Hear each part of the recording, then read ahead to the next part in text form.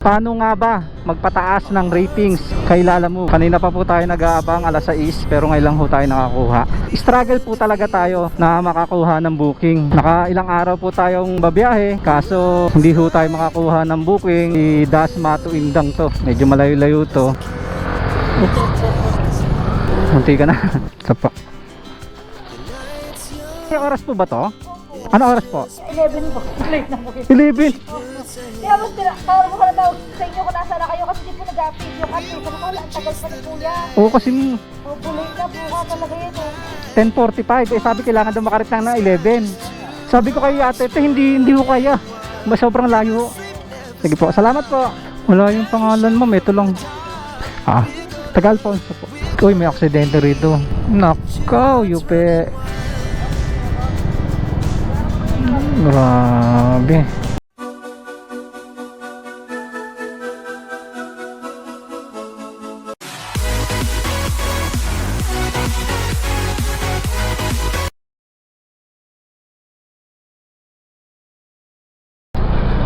Good day mga kabiwan mo to. For today's vlog is Lalamove tayo. Actually papunta na tayo dun sa may ating first booking. Nakakuha na tayo ng ating first booking of the day. Anong oras na? 10:25 na po. Kanina pa po tayo nag-aabang alas 6 pero ngayon lang po tayo nakakuha.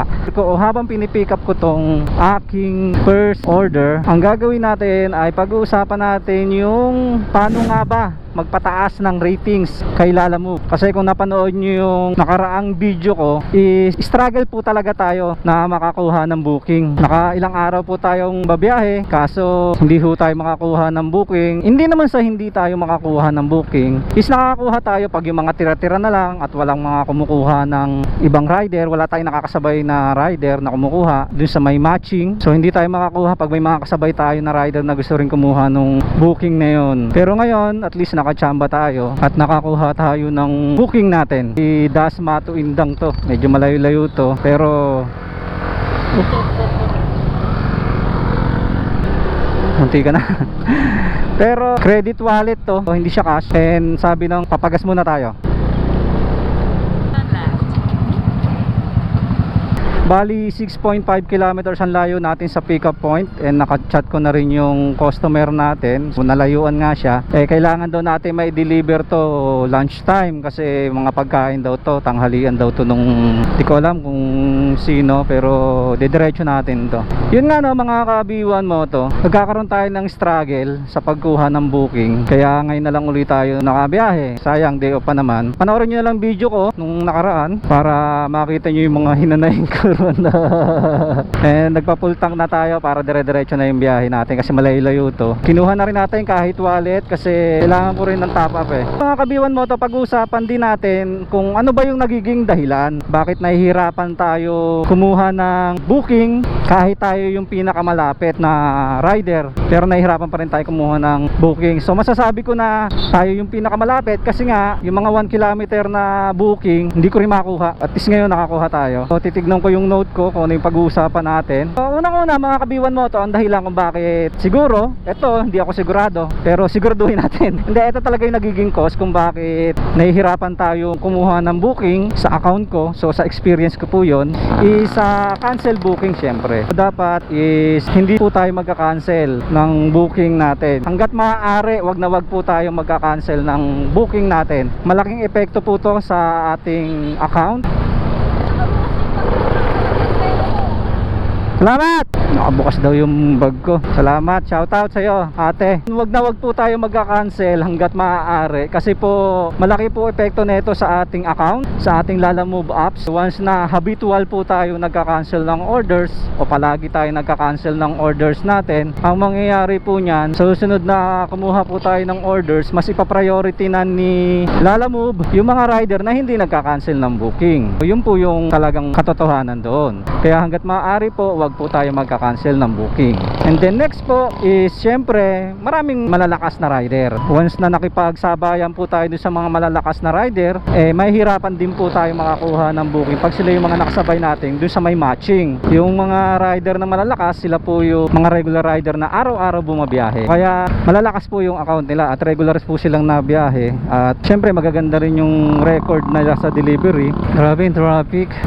Kaya isa po yon sa mga nagiging dahilan kaya nahihirapan tayo kumuha ng booking natin doon sa mga malalakas na rider. And susunod, yung ating pangatlo po is pag nare-report po yung ating account o pag nare-report po tayo ng mga client sa pagdi-deliver natin, kahit naman minsan maganda yung service natin sa kanila, alam mo na may mga pasaway din na client na nare-report pa rin tayo kahit na maganda yung service natin. Hanggat maaari, maging polite tayo sa customer, maging accommodating tayo, marespeto tayo. Although kahit bad trip tayo sa customer, hindi na maiwasan yun. Huwag na tayo makipagtalo, huwag na tayo mga tuwiran, para rin sa rating natin yun, para rin naman sa atin yun. Pakita nyo sa kanila na good service po tayo. Sumunod po is syempre bihira po tayo na biyahe. Pag bihira po tayo na biyahe, yung rating po natin is hindi naman siya nababawasan minsan pag hindi tayo na biyahe. Nangyayari minsan yun sa cancel, pero syempre mas maraming regular na bumabiyahe sa atin, mas nauungusan nila tayo sa rating natin. Sila yung nagiging priority doon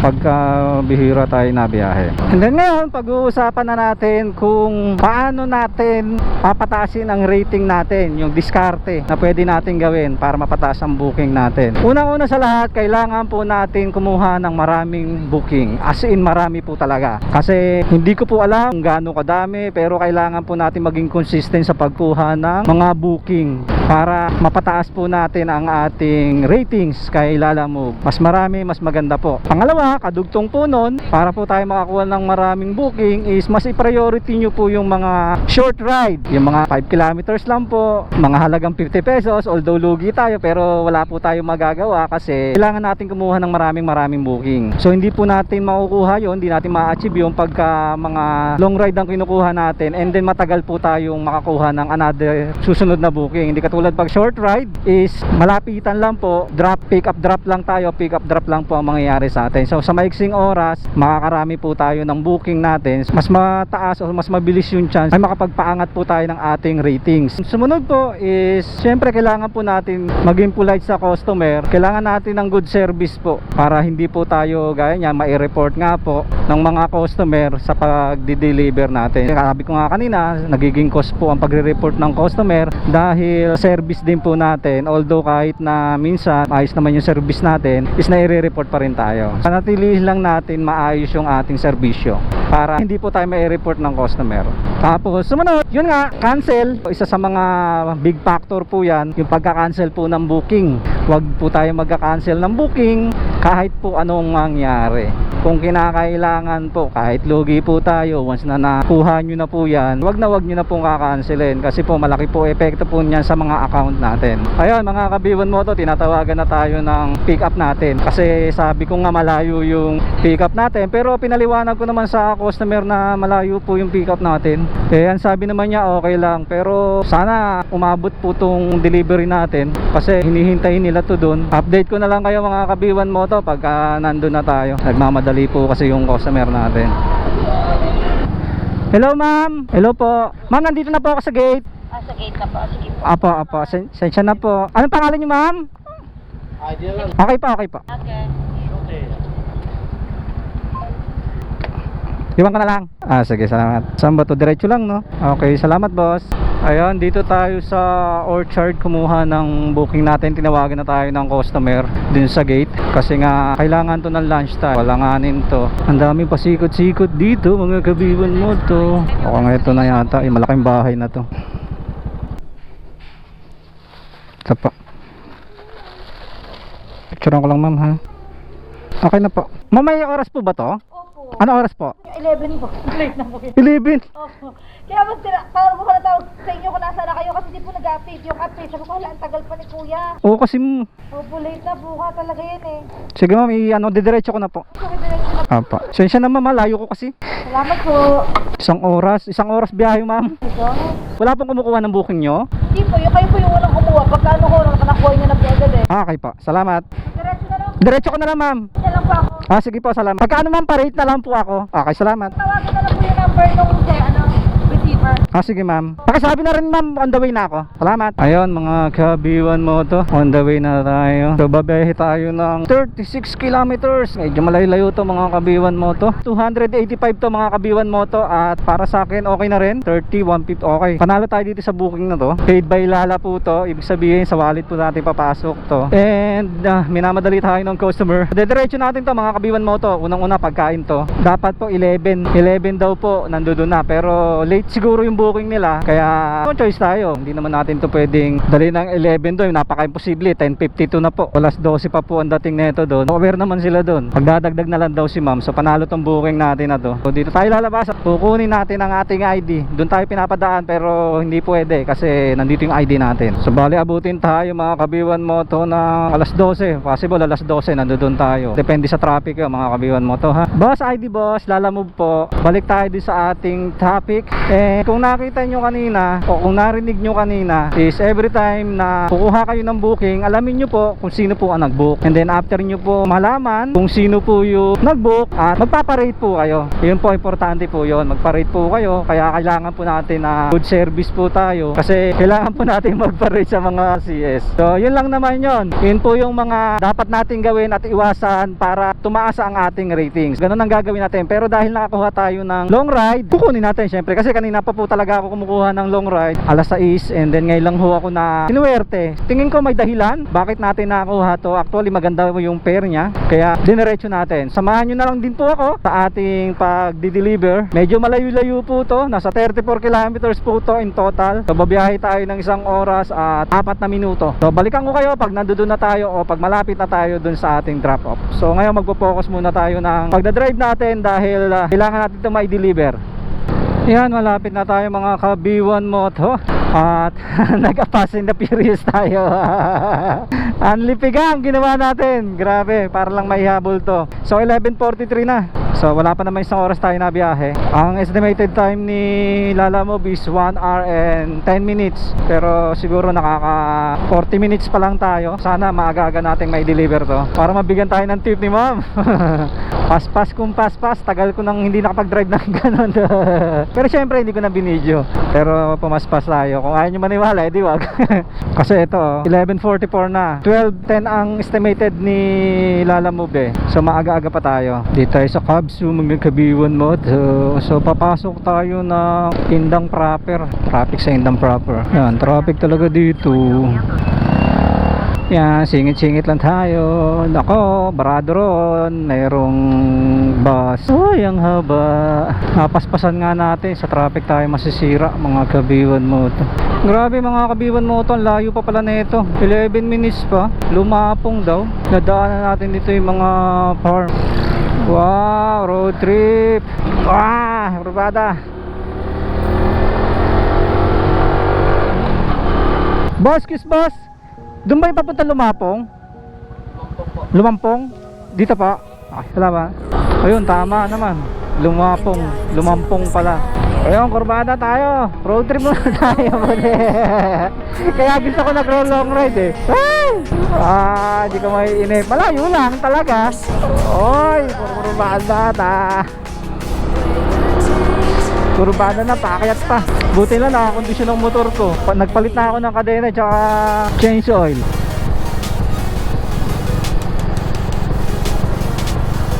Uy, kurbada ano.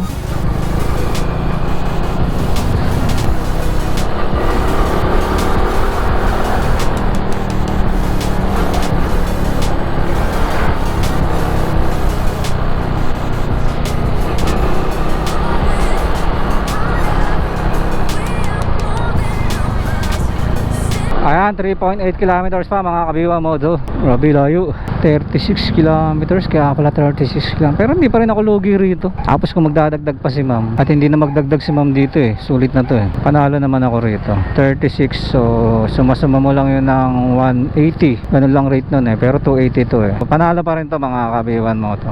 Tapos pagka nakuha natin to, nakuha niya na yung ating gas.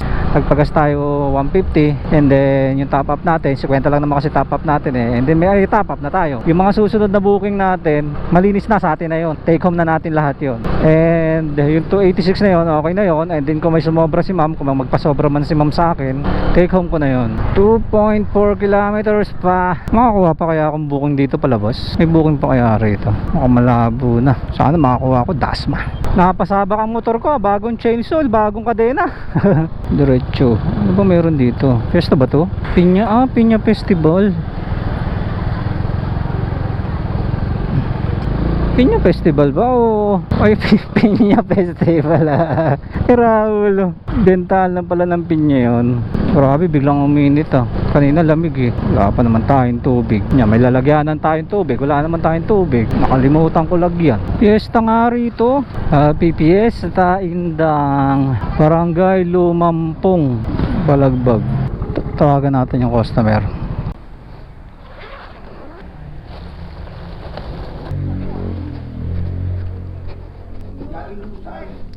Eto po sir.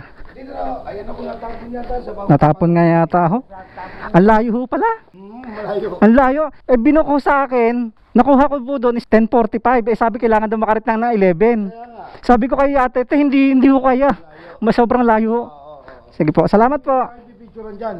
Pipicturean ko na lang po yung ano. Para ano. Kasi wala akong signal. Kuya, banggas mo. Ay, thank you sir Thank you po. Picturean ko sir. Kasi wala signal Saka ba uwi? Dasma pa po, taga Dasma po. Fiesta ho ba rito? Wala akong signal. Sir, dito na po ako. Salamat po. Thank you po. Walang signal bas Hindi ko mapicturean. Ayan mga kabiwan mo to, binigyan tayo ng tip ni sir na 100. So panalo na tayo dun. Picturean na lang natin ang harap kasi okay na. Walang signal dito. Confirm delivery. Ayan, na-drop ko na mga kabiwan mo to. Labas tayo dito at walang signal. Hanap tayo. So, binigyan tayo ng 100 ni sir. Pumapatak na ang booking natin is 386. So, halaga ng booking natin. Kung magdadagdag pa si ma'am, okay lang din. So, alis tayo dito. Titignan natin kung may makukuha tayo pa silang. O, paalabas dito. Wala tayong makukuha rito. Ayun mga kabiwan mo to, huminto muna tayo dito. Nagabang tayo ng booking, pero parang walang booking dito. Pero bago yan, magsha-shoutout muna tayo. Ayun, shoutout muna tayo kay Christian Melgar 3693. Sabi niya sa akin, pataas ka muna ng ratings Paps, marami kasing rider sila Lalamove malakas account. Ayun ang sabi niya sa akin. And then si paring Jason Jimenez, so shoutout ko ulit yung kumpare ko. Magsawa ka pre sa pag-shoutout ko sa iyo. Tsaka si Roderick Arandid. Ayan, nagpapaturo siya ng idol, turuan nyo akong maglalamove. Ayan. Tapos ayun, shoutout tayo kay Suki. Shoutout idol. Yan. Ang sabi niya shoutout sa idol, taga Dasmal lang din daw siya. Napapanood kita. Sabi niya sa akin, taga Dasma lang din ako, idol. Nung napanood kita, di na ako lumuluwas ng Manila, Cavite area na lang din ng route ko. Kaya naman, kumikita sideline habang nag-aaral. Tamang diskarte lang kailangan at pasensya. Ride safe, idol. More video. Yon. Si Suki 1738. Tsaka si Owen Santos, sabi niya, idol. Ayun, tungkol naman to sa scam booking, sabi niya. So shoutout sa'yo, Owen Santos. Tapos kay Ray Santos, yung pa-shoutout, bro. Lalamove din from Quezon City. Yon, maraming salamat Paps. Maraming sa suporta ninyo. Ayan, indang to indang, sana makuha natin 3 kilometers. Ayun, di natin nakuha. Ayan, no. Don't give up, keep trying. Ayan. So yun mga kabiwan mo to, meron tayong nakausap dito na rider. Ratings niya is excellent. Sabi niya sa akin, yun nga ang problema, dapat daw magpataas ako ng rating ko. Ang gawin ko daw, malapitan lang muna yung mga halagang 54, yung mga tinatawag natin na gurame. Yun daw yung munang priority ko para pagkakasaan ako mapunta. Kaya pag holiday makakasabay ako. Kaya habang naghihintay tayo ng booking mga kabiwan mo to, balikan ko kaya at magcha-charge lang tayo ng GoPro natin. Ayan mga kabiwan mo to, may na-pick up na tayo. Bali indang to indang lang to, malapit lang to, 4.8 kilometers lang yung pick up natin. Although malayo pa rin, pero ang drop nito indang lang din. So kinuha na natin kasi para makalabas tayo rito kasi medyo liblib doon. Baka mamaya doon sa town proper yon, at least doon medyo mas madali makakuha ng booking at may signal. Dito kasi halos wala ng signal. Tignan nyo naman yung daan dito. Ay no, mabuhay. Mga kabihon mo to, may nakausap akong rider nga pala kanina ron. Excellence daw yung ratings niya. Ang ginawa niya daw is puro malalapitan lang kinuha niya para magpaparate siya ng magpaparate dun sa may customer. Para mas mabilis daw yung rating niya. Hindi katulad daw kasi pag malayuan, matagal daw yung madagdagan. Pero pag yung malapitan daw tapos nire-rate ka pa ng customer, mabilis daw madagdag. Kaya ganun yung discarding gagawin natin next time. So nagkataon lang na may long ride tayo ngayon, nakuha natin. So hindi ko rin naasahan na makukuha ko tong booking na to doon sa last drop off natin. Tapos bali ito na yung pangalawang booking natin. Yan mga kabiwan mo to. Di na tayo sa pick up. Sir. Ito lang sir. Turong ko lang sir. Okay na po. Doon ang bayad nito sir no? Doon na. Salamat po. Na pick up na natin. Para lang tayong nag-grab nito. Para tayo nag-grab. Bali 5 minutes mga kabiwan mo to and 1.7 kilometers. Actually 1.8 kilometers simula dun sa pick up point. At malapit lang to. Kinuha lang natin itong booking na to. Yun nga dahil para makalabas lang tayo dito. Ayan, na-deliver na natin mga kabiwan mo to. Drop na lang natin to. Thank you po sir. Ayan mga kabiwan mo to, nakakuha tayo ng ating pangatlong booking or kilometers ang layo natin dito sa may pinagtambayan natin. Di papunta siyang Tagaytay. Doon na tayo gagabi sa Tagaytay nito. Sana ma-double booking natin. Yun nga mga kabiwan mo to, alanganin talaga yung account natin. Kasi ang hirap na hirap po ako makakuha ng booking. Siguro maganda talaga nito is magpalakas muna ako ng account sa malalapit para pag nag long ride ako, hindi na ako mahirapan. Kasi ang tagal ko naghihintay. Ganun na lang siguro gagawin natin next time na babiyahe tayo. Pero syempre pag may long ride pa rin tayo, di ba? Matigas ang ulo natin eh. Hindi, sayang din naman kasi yung mga long ride eh. Baka sakali lang naman tayo eh. Opo, kasi naman po. Ganyan din kinuha eh. Sige po. Picture ko lang ma'am. 118 lang ma'am. Okay na po to? Salamat po. Ayun mga kabiwan mo to. Ito lang yung pipikrin natin. Coat. Wala nang magiging problema dito. Bali ang fare natin dito mga kabiwan mo to 118 lang. Pero binigyan tayo ng 150. So yun, may tip na naman tayo mga kabiwan mo to. And salamat doon sa mga client natin na nagbibigay ng tip. Maraming salamat. And malaking tulong po sa amin yan. Doon sa mga nakakaintindi sa mga rider. Yan, dito natin ilagay. Ayan, okay na yan. Titignan natin kung masasabayan natin to mga kabiwan mo to. Kaso napakatumal ng booking dito. Tsaka grabe yung account ko.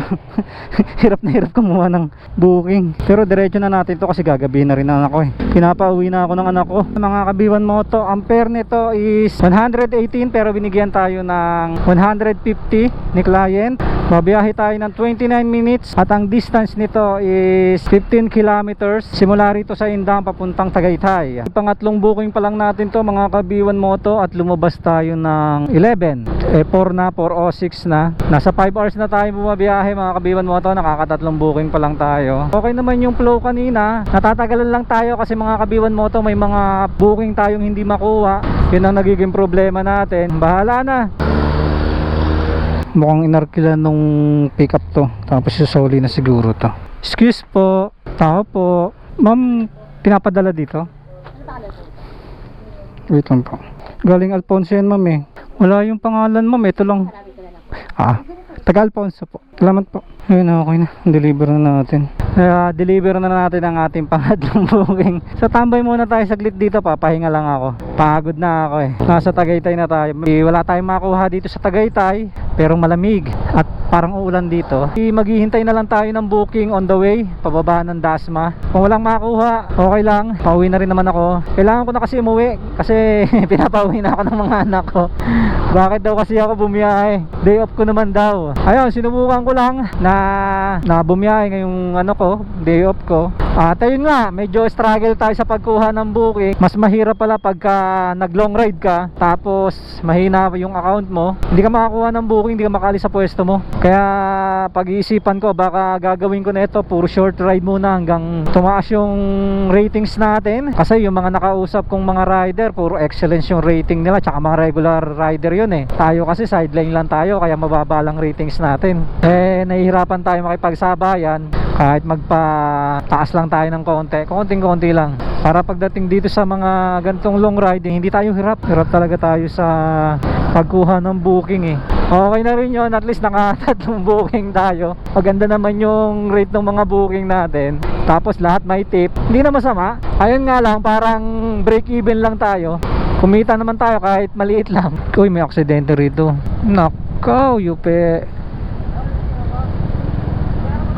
Grabe. Grabe yun. May nakita akong dasma. Kausyoso ko kasi dun sa ano eh. Ayan, mga kabiwan mo to. Ang dami nang lumabas. Hindi ako makakuha kahit isa. Dito muna tayo tambay. Kailangan natin makakuha ng booking. Sayang. Uwi na talaga tayo. Kung may makuha man tayong booking is hindi na natin may document yon kasi palobat na rin ang GoPro natin. Medyo hirap nga tayo kumuha ng booking. Mas mahirap pa lalo na nasa malayo tayong lugar. Siguro ang pinakamaganda is magpalakas muna tayo ng booking o kaya puro short ride muna kukunin natin para kung sakaling hindi tayo makakuha ng booking, hindi malayo yung uuwian natin. Kasi dito isipin mo nasa Tagaytay ako. Ang daming lumabas na booking dito sa Tagaytay pero wala akong makakuha. Nahihirapan ako kumuha ng mga booking dito. Kasi dito sa Tagaytay malalakas din talaga account ng mga rider dito. And yung mga nakausap ko naman na rider is ganun din yung mga sinasabi nila na yun nga, may meron akong nakausap kanina, ang rate niya is excellence. Kaya mabilis silang makakuha ng booking, lalo na yung nakasabay ko kanina sa may Indang. So wala tayong laban. Yun ang pinaka maganda. And doon sa mga nagko-comment sa last video ko, magpalakas daw muna ako ng account ko o magpataas muna ako ng ratings ko. And yung 3 booking naman natin ngayong araw na to, lahat sila nirate naman ako ng 5 star. So maraming salamat sa kanila. And bigay sila ng tips sa akin.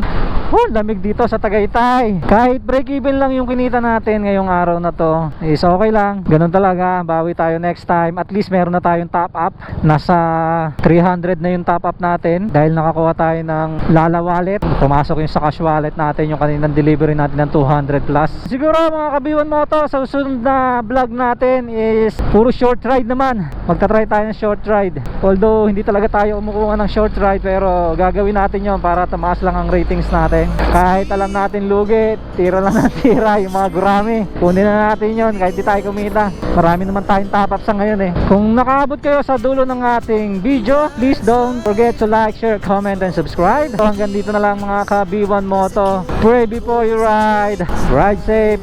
God bless. B1 Moto out. Woo! Ganda. Bye-bye.